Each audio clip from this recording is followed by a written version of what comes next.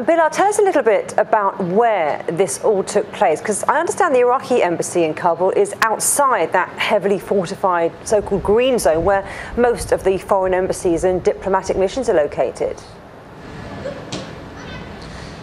Well, many Arab embassies are operating in Kabul, but Iraqi embassy is probably an exception that it is operating outside of the diplomatic zone. As you said, the Iraqi embassy shut down its operations here in Afghanistan in the 90s. They were absent, and after a long absence, they came back operating in Afghanistan.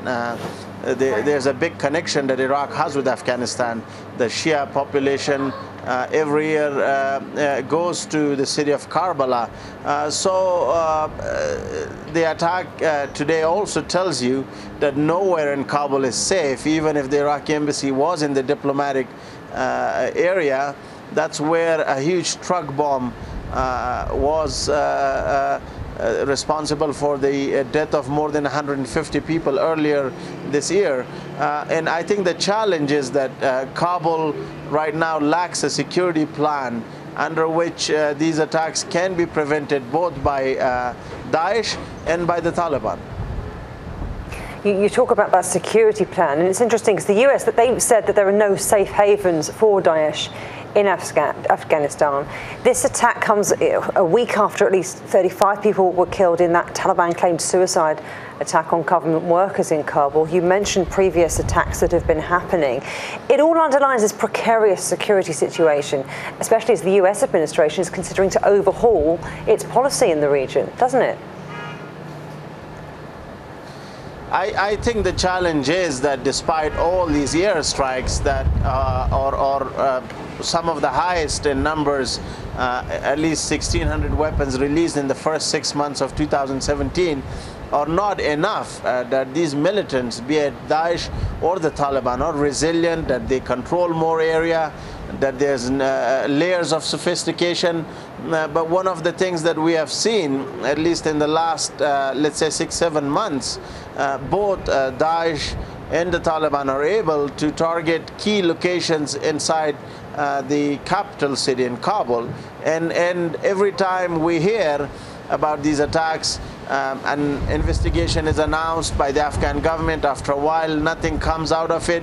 The president of Afghanistan, Dr. Ashraf Ghani, is quoted in a statement saying that these terrorist groups want to deprive Afghanistan of its friendly relations with other countries, and that special security attention will be paid for the protection of these foreign missions. I think one can praise the Afghan special forces for being swift today, for saving lives, but probably they got lucky today. They got there in time, and the structure inside the Iraqi embassy was such that for attackers it was quite difficult to go on a killing spree, because this is a small embassy. They really don't have a lot of people operating.